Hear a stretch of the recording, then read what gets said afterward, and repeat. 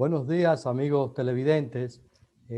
Antes que nada, vamos a informarles, ustedes, los que han estado viendo el programa por la mañana, durante toda esta semana, han escuchado que la distinguida amiga Lizzy Casajara ha ido anunciando que el programa por la mañana, del cual este es una sección, pues va a ser una pausa, y esta semana pues ella lo ha estado anunciando a cada uno de los amigos televidentes. Luego ella tiene la posibilidad de continuar con el mismo, y esta sección, que es una sección del programa, pues continuará también junto con ella, si Dios quiere. Pues bien, nosotros en ese sentido hemos considerado hacerles un ligero recuento de las cosas más importantes que han sucedido en el subsector eléctrico en la República Dominicana desde sus inicios. Nosotros recordamos que en uno de los primeros programas que les servimos a ustedes, pues hablamos de que para el año 1894 se inician los aprestos para la digamos, planta de generación eléctrica que se quiere traer al país. Y luego, 2 años más tarde, en el 1896, pues se instaló en las orillas del río Sama la primera planta eléctrica, que era una planta que funcionaba con carbón mineral. Eso fue en el gobierno de Ulises Heró Lilis. Luego, 2 años más adelante, pues ya esa primera planta fue para el alumbrado público. Recuerden que se alumbraba con las lámparas de querosén y otro tipo de alumbrado, pero no eléctrico. Cuando fue expandiéndose entonces el sistema de transmisión, llegó los primeros pueblos al que llegó la electricidad, fueron a la zona norte, en San Francisco, La Vega, Puerto Plata, Santiago. Es en el año 1954 que ya había una compañía que funcionaba como tal, que el presidente de la época, eh, Rafael Leonidas Trujillo, pues adquiere lo que es la Compañía Eléctrica Dominicana, y en el 1955, un año después, es que se conforma a través de una ley lo que es la CDE. Luego estuvimos un periodo de expansión en donde se fue llevando a las principales provincias del país la electricidad del Sistema Eléctrico Nacional Interconectado, que era propiedad estatal, hasta que con sus problemas, que hasta ahora podemos decir que se tiene, aunque no de la misma magnitud, porque el país se puede decir que está electrificado en un 96, 97%. Llega los postes de luz que están supuestos a llevar la electricidad. Pues con eso, algunos inconvenientes que todavía tenemos, pero se ha llegado a esta época con un avance bien notable. Ya para el 1999 se da un proceso de capitalización, así se le llamó, porque como era propiedad estatal, era una sola empresa la que producía, decimos, generaba la electricidad, la transportaba, la distribuía y la comercializaba. Era la CDE, pero con el proceso de capitalización pasó de ser una empresa vertical a una empresa horizontal. Ese proceso de capitalización, que fue la segunda etapa importante, ¿verdad? Sí, sí, sí. Primero, Augusto Bello podrá recordarnos de eso. Sí, entonces, Rudy, antes de entrar a la capitalización o mencionarla, porque no vamos a detallar todo, es bueno indicar cuándo se dan los pasos ya en la búsqueda de la solución del problema eléctrico. Eso fue en el año 1990, cuando se crea la ley 1490, que es una ley de incentivos. De esa manera, se traen los primeros IPP, que son las plantas de generación o los productores independientes de electricidad. En ese momento eran la planta de Coyentri y la planta de San Felipe, o la Smith Enro en ese momento. Entonces ya luego, 2 años después, que entran esos IPP, ya en el 1992, es que se reestructura lo que es la CDE, como tú indicabas, de manera que pasa de ser de una estructura totalmente vertical que generaba, distribuía, comercializaba, hacía todo, a una horizontal, que ya entonces se le da paso a la capitalización. Ya después del sector eléctrico haber pasado ya más de 40 años operando de manera vertical, entonces se promulga la ley 141/97, que fue la ley de reforma de la empresa pública. Esa ley entonces divide a la CDE en 7 empresas, que en ese momento entonces se divide en 3 empresas de distribución, Edesur, Edenorte, Edeeste, una empresa de transmisión que sigue siendo del Estado todavía, una empresa de generación hidroeléctrica que también es 100% estatal, desde ese entonces sigue siendo estatal, y ya la generación que pasó a ser 50% privada, 50% Estado, como fueron la planta de Geitabo y la planta de Ejejaima. Te corrijo, Augusto, un Sí. 49% privada y Exacto. un, digamos, 50% del Estado y un 1% también del Estado, pero a través de los trabajadores. De los trabajadores, de los empleados, no, correcto, Rudy. Es así. Entonces ya ahí, luego de ahí, se crean lo que son los reglamentos. El reglamento, primero fue la Ley General de Electricidad, lógicamente, y 2 años después, en el año 2002, se crea el reglamento de aplicación de esa Ley General de Electricidad, que ya es la que rige el marco regulatorio mediante el cual opera todavía el mercado eléctrico en República Dominicana. Sí. Así es. Fruto de esa capitalización, como se le llama acá, que fue un proceso que se dio en todos los países, no solamente de Latinoamérica. Inició, podemos decir, en Chile, pero luego fue recorriendo. Tenemos los años así, inició Sí. como en el 1980, pero también en Europa se dio el mismo proceso. Así es. Con unas variantes. Algunos privatizaban por completo las empresas, otros lo que hacían, como sucedió en Bolivia y acá mismo en Dominicana, que el Estado lo que hizo fue que buscó unos inversionistas, socios, asociados que pudieran invertir, y entonces le otorgaba la administración de las empresas, pero el Estado quedaba como copropietario de las mismas y corrían el mismo albur. Pues bien, fruto de esa capitalización, pues así como acá, en otros países surgieron varias instituciones, ¿verdad? Tú puedes mencionarla.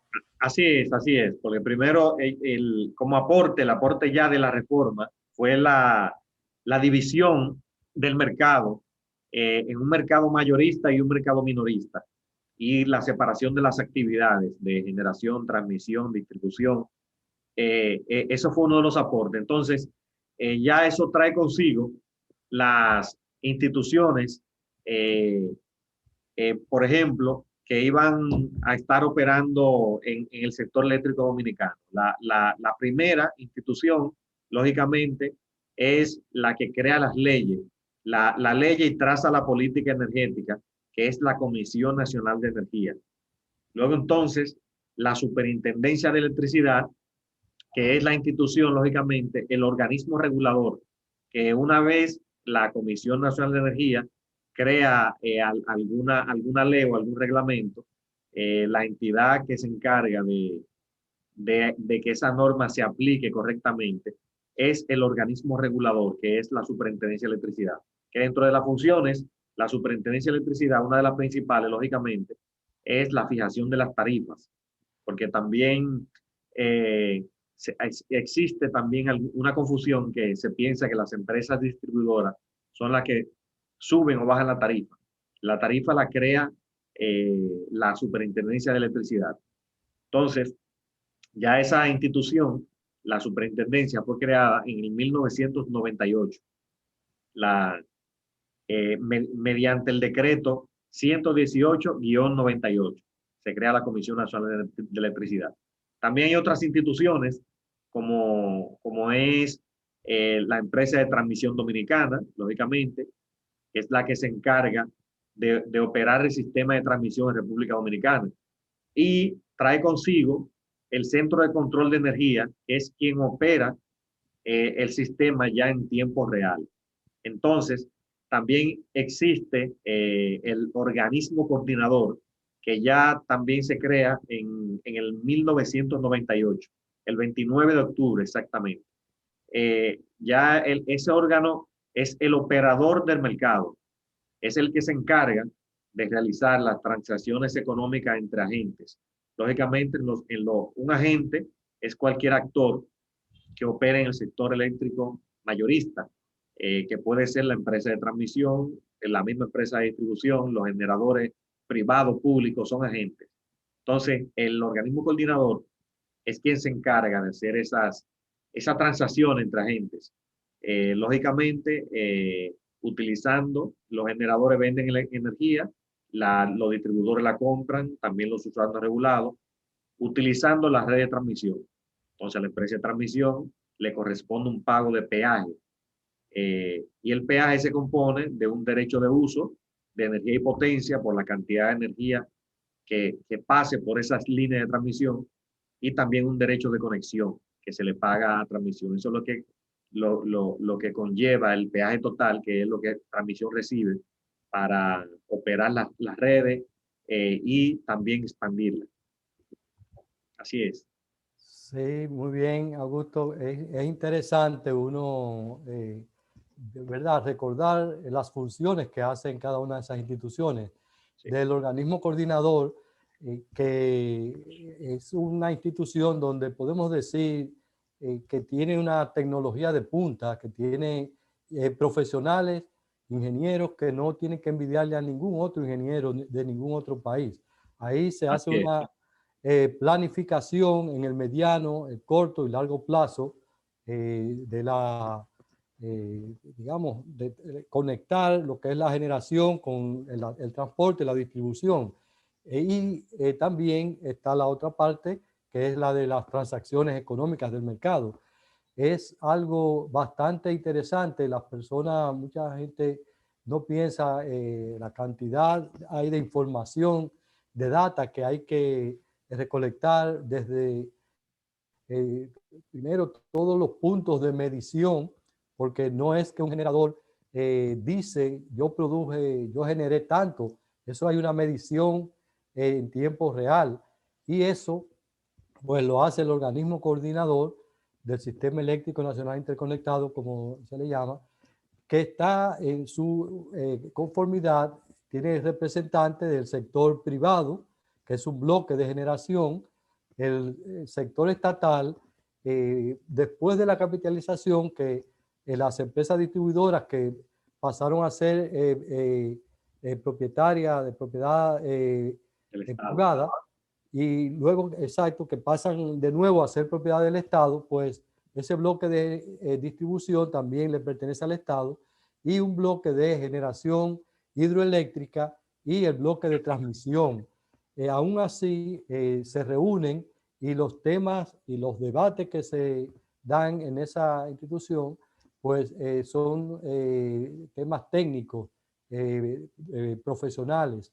No hay, cada quien, ¿verdad? Defiende sus intereses, pero no de una manera burda, sino con argumentos técnicos. Cada quien va y presenta sus argumentos y así se aceptan si son justos o no.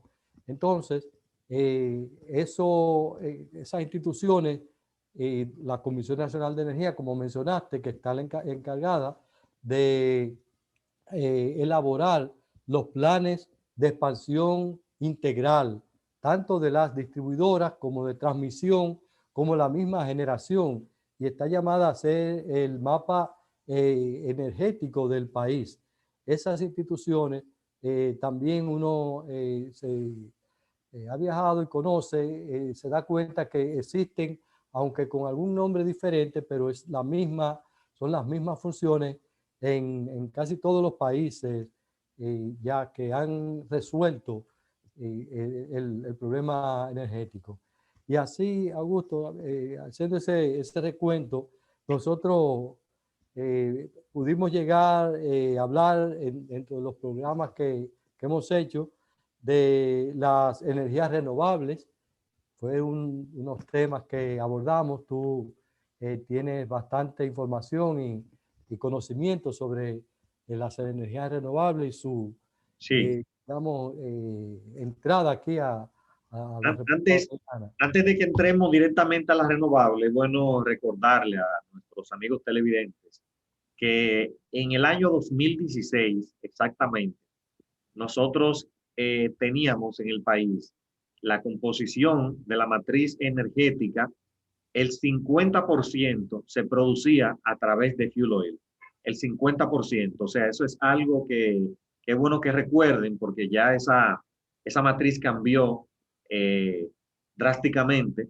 Teníamos en ese momento 50% de fuel oil, teníamos, por ejemplo, un 30% de lo que era gas natural, un 13% de carbón y el resto era de las hidroeléctricas. Hablo del 2016 porque en ese momento no llegábamos ni siquiera al 2% de penetración de las energías renovables.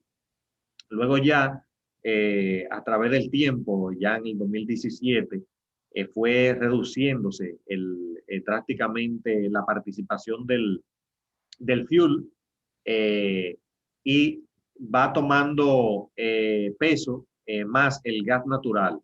Ya, como todos saben, nosotros tenemos diferentes plantas de gas natural que son bastante grandes.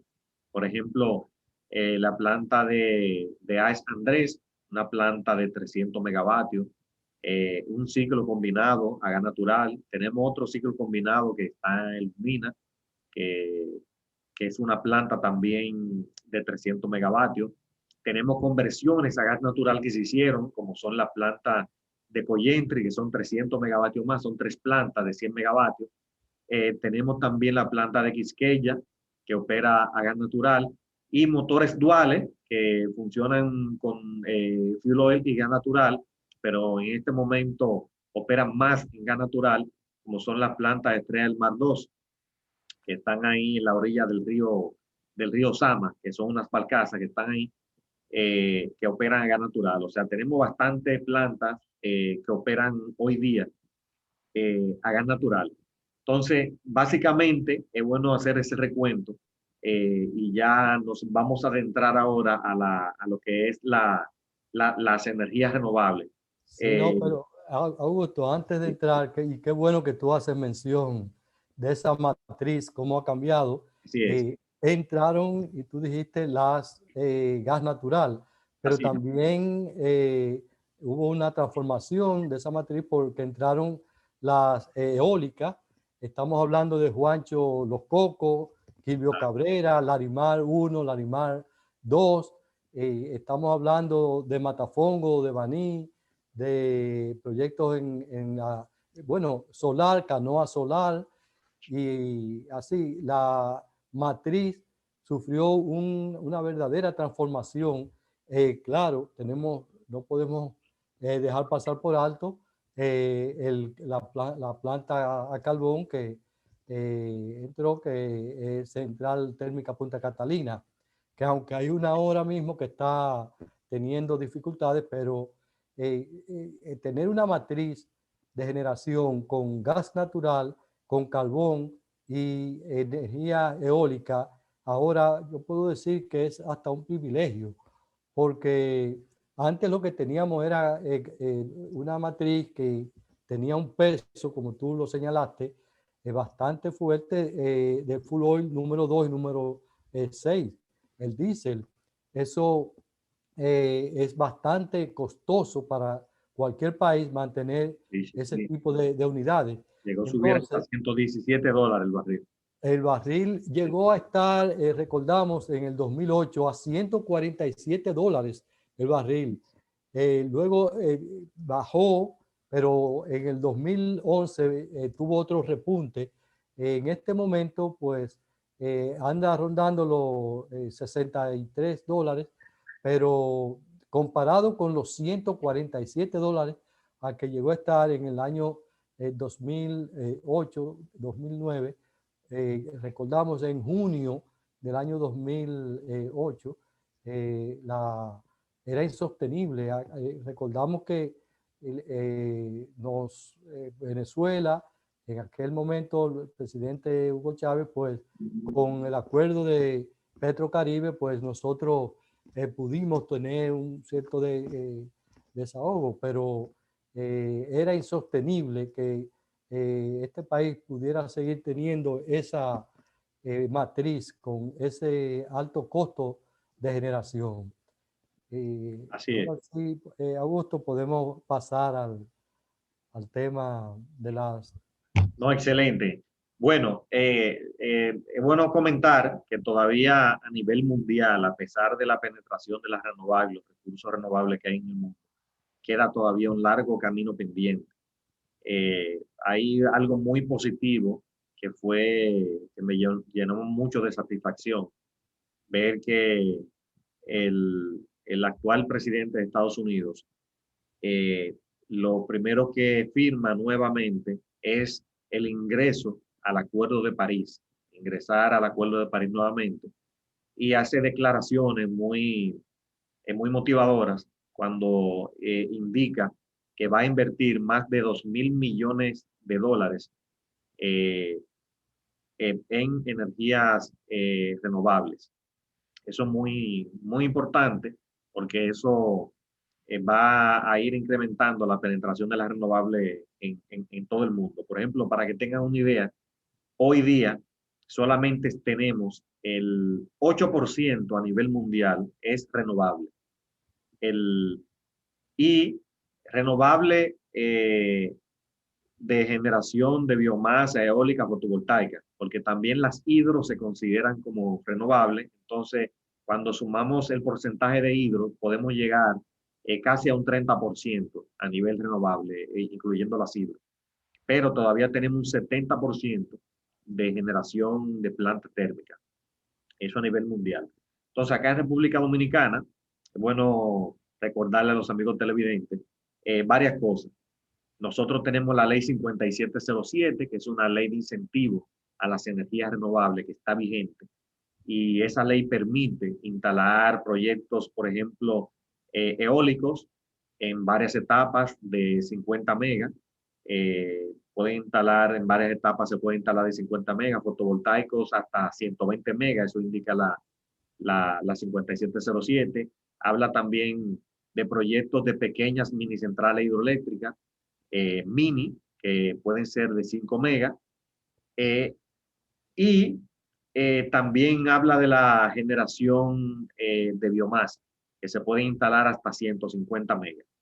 Hoy día aquí en República Dominicana tenemos una central de 30 megavatios, ahí en San Pedro, se llama San Pedro Bioenergy, que funciona con el bagazo de la caña, 30 megavatios. Entonces, se han dado incentivos a través de esa ley 5707, que es una ley de incentivos, que superan los $200 millones. Hoy día tenemos eso.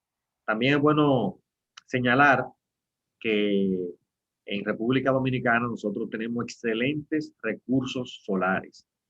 para que tengan una idea, los recursos solares se miden en kilovatio hora metro cuadrado día. En República Dominicana, nosotros tenemos un parámetro entre 5 y 6 kilovatio hora metro cuadrado día. El más alto a nivel mundial es 6.9. O sea que nosotros estamos en la franja superior acá en República Dominicana y quiere decir que tenemos excelentes recursos solares. También excelentes recursos eólicos. Se han hecho varios estudios acá en República Dominicana y esos recursos eólicos se han detectado más de 80 lugares donde se puede instalar generación fotovoltaica, que ya se ha instalado, lógicamente, en las costas y en diferentes lugares, por ejemplo, Montecristi, esos lugares donde hay bastante viento. Y se puede garantizar que el factor de planta de esos proyectos fotovoltaicos en República Dominicana superen el 40%.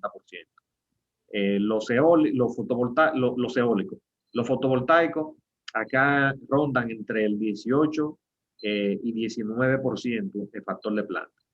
Entonces, es bueno señalar que se han hecho varios estudios, por ejemplo, IRENA ha hecho estudios, ha hecho estudios comillas. IRENA en su estudio indicó que, por ejemplo, en el 2030, si se hacen algunas adecuaciones, nosotros podemos tener el 50% de la generación renovable en República Dominicana.